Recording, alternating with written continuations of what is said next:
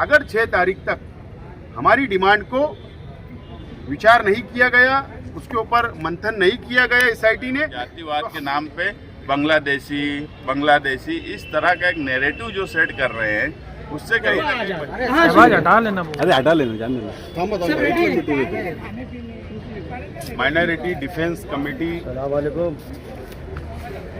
जो कल हमने 26 जनवरी को ऐलान किया और आज हम लोग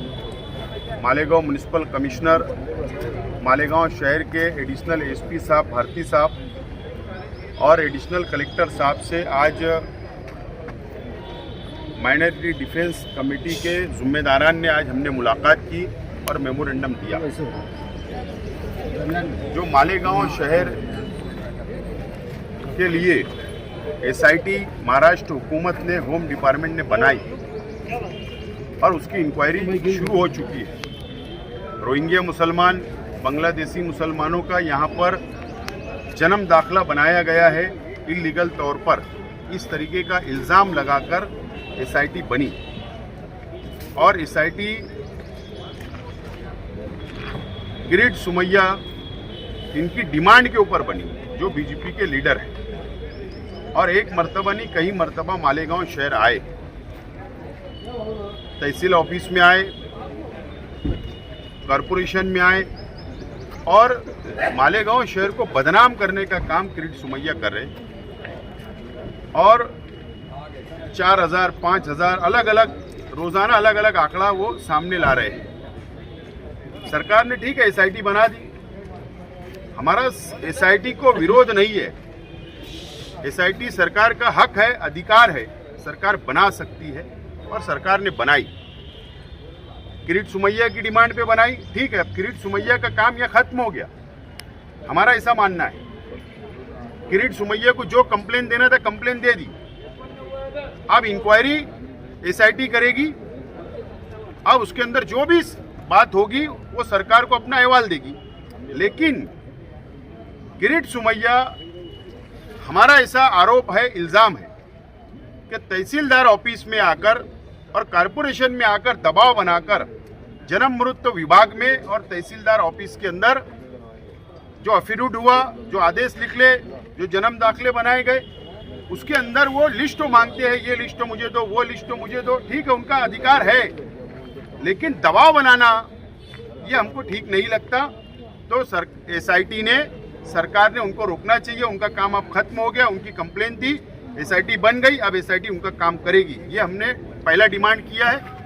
और दूसरा डिमांड हमने एसआईटी के जो सदस्य सचिव है, जो सेक्रेटरी है, एडिशनल एसपी साहब,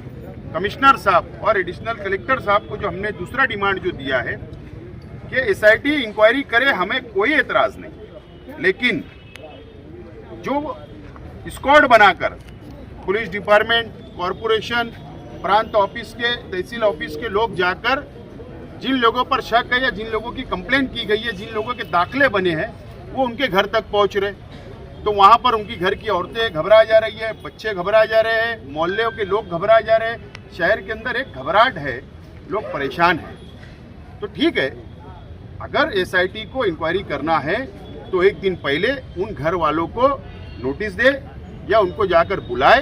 और पुलिस स्टेशन में बैठ के, कॉरपोरेशन में बैठकर या गवर्नमेंट की कोई भी ऑफिस में बैठकर उनको पेपर लेके बुला ले और उनसे जो सवाल जवाब करना, जो पेपर देखना वो देख लेवे। गांव में घूमकर ऐसा लगता है कि वातावरण खराब हो या लोग घबराएंगे, इसके लिए हमारी डिमांड है कि इस तरीके से इंक्वायरी होना चाहिए, यह हमारी अपनी डिमांड है। अगर 6 तारीख तक हमारी डिमांड को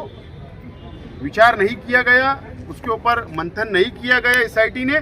तो हमको भी लोकशाही मार्ग से, हमको भी संविधान ने अधिकार दिया है, हम भी धरना आंदोलन करेंगे और 6 तारीख तक इसके ऊपर, हमारे डिमांड के ऊपर सरकार जवाब दे, एसआईटी जवाब दे, और नहीं तो 7 तारीख को एडिशनल कलेक्टर ऑफिस के बाहर में अभी स्कूल में एडमिशन का सवाल आया और किरीट सुमैया और सरकार के ये सब सेशन के बाद जो सबसे बड़ा मसला आज खड़ा हो गया बच्चों के एजुकेशन का, और सरकार ही राइट टू एजुकेशन का भी एक कानून बनाकर बच्चों को अधिकार देती है। और इसमें जो है ज़्यादातर लड़कियां हैं, बच्चियां हैं। जो सरकार का नारा है बेटी पढ़ाओ बेटी बढ़ाओ, तो ये सारे नारे जो सरकार के हैं वो कहीं ना कहीं इस पर जो दाखिले मिलते थे उसको स्टे करने की वजह से और मालेगांव शहर को टारगेट करने की वजह से अब उनके दाखिले का सवाल आ गया है। हमने वो भी लिख कर दिया है कि इनके दाखिले फ़ौरन दो, 6 फरवरी तक इनका मसला हल करो। आप देखेंगे 2020 में लॉकडाउन था। लॉकडाउन के वक्त मालेगांव शहर गरीबों का शहर है, झोपड़पट्टी का शहर है। यहाँ बहुत सी डिलीवरी आज भी घरों में होती है, कुछ उस वक्त हॉस्पिटल में भी हुई। अब हॉस्पिटल के भी कुछ ऐसे मैटर है कि उस वक्त करस्पॉन्डेंस हॉस्पिटल और कॉरपोरेशन के बीच में नहीं हो पाया लॉकडाउन की वजह से, उनके दाखिले का भी सवाल है। अब ये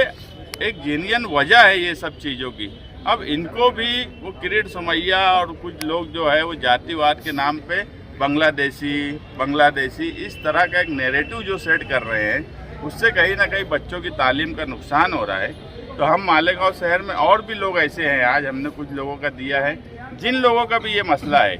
जो लॉकडाउन के वक्त जिनकी पैदाइश हुई और दाखिले नहीं बन पाए या घर में डिलीवरी हुई और दाखिले नहीं बन पाए, वो 5 फरवरी तक डिफेंस माइनॉरिटी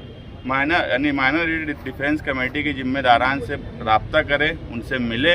हम इंशाअल्लाह कोशिश करेंगे कि उनका किसी भी तरीके से दाखिला बना कर दिया जाए, क्योंकि ये उनका तालीम हासिल करना उनका हक है और उस हक से वो महरूम नहीं रह सकते। और अगर ये नहीं मसला हल हुआ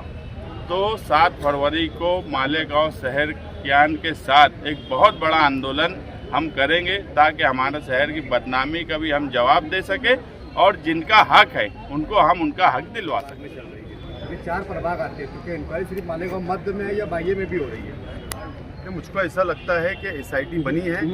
और जहाँ जहाँ कहीं उन्होंने कंप्लेन की होगी, चाहे वो 1 नंबर प्रभाग हो, 2 हो, 3 हो, 4 हो,